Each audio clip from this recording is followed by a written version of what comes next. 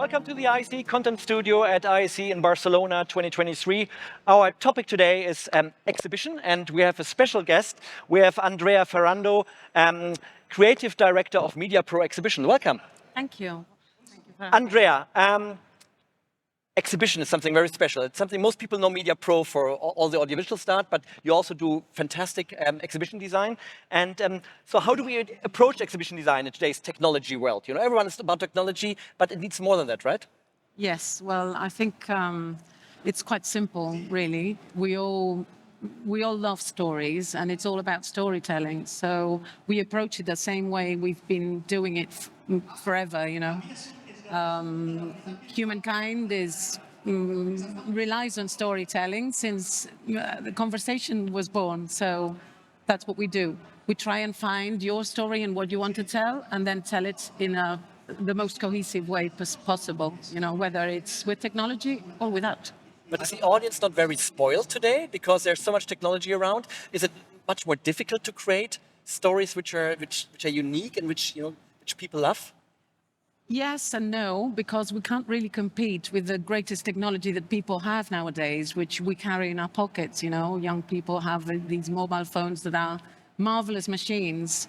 So we need to try and engage with what we have and make sure that we create a narrative that's strong enough and that people believe in it enough and engaging enough, using all means possible.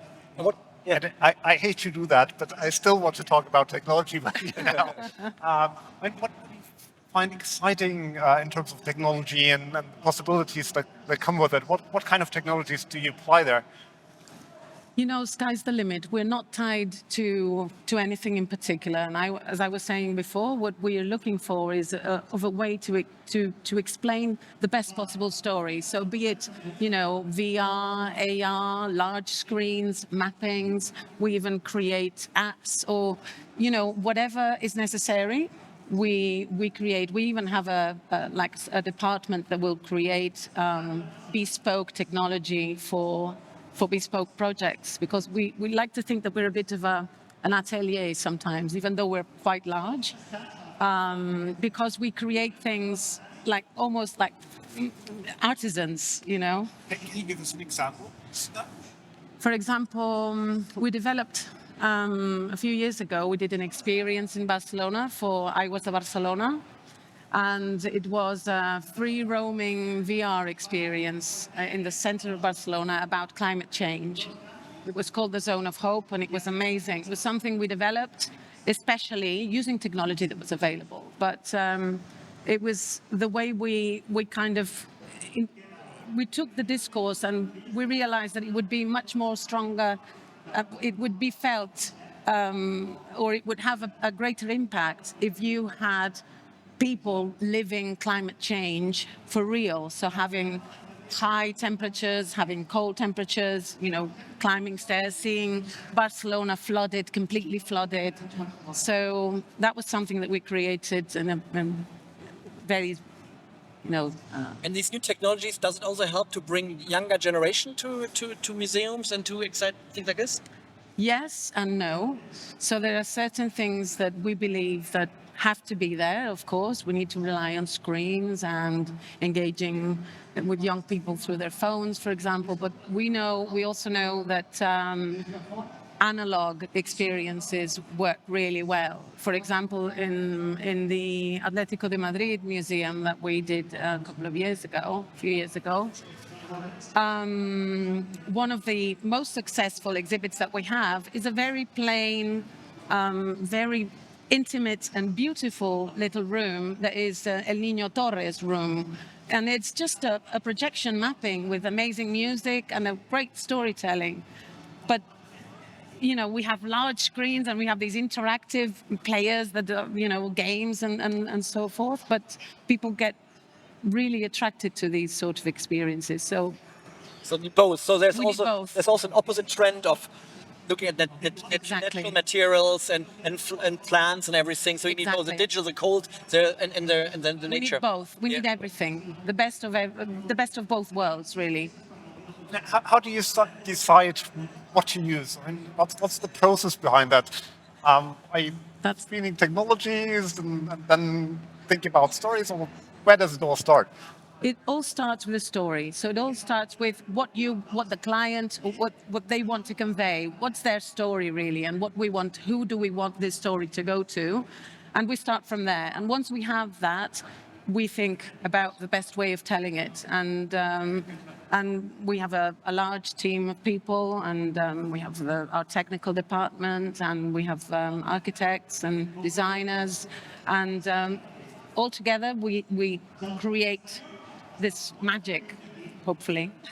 Andrea, we need to talk one project you just realized here in Barcelona. Tell us a little bit about that. Oh yes, that's the Mirador Torre Glòries, which I'm glad I don't have to pronounce it. Torre Glòries. Yeah, exactly. Yeah. Yes, it's an observatory, and that was really challenging actually, because it was a very significant building. It was a very, very important building in the city that needed to change, and we got approached, and the actual experience and the way you have to move about it was quite challenging, because you enter from the ground floor and then you need to go all the way up to the top, because it's an observatory and you need to see the city. The situation is amazing, of the actual location of the building is amazing, because it's inside the city. So you get amazing views, 360 views of Barcelona. But we wanted it to be something else, not just that, not just an observatory. So we created this experience that starts at the bottom with this hyper view Barcelona, we call it. So it's this Barcelona that you don't get to see, but it's full of technology and not technology. So it's this great combination of both things. There's, for example, all the inhabitants of Barcelona, all the animal, the fauna and the flora of Barcelona, and everything is made with paper, paper sculptures. It's beautiful, but at the same time, we also have these really large screens that are displaying in real time all these, they're art installations, and they use AI to feed different data and tell in real time what the weather is like, for example, in Barcelona and all that. And so it's amazing. Plus, there's a sculpture. There's one of the greatest contemporary art that's happening just there. So Cloud City. Yeah. Everyone is here at ISE. You need to go. Yeah, you need to go there. Yeah, definitely. Absolutely. You'll see And that. we also have to go there. We haven't been there. Yes, So you should. Definitely. So what's in the future? What's ahead for Mediapro Exhibitions? Well, we're doing the Barcelona Museum, the Barça, which we did previously. For the new stadium or? Well, we're doing the temporary museum at the moment, because they're refurbishing the stadium. And so we did that a few years ago. That's one of the first projects we did, actually.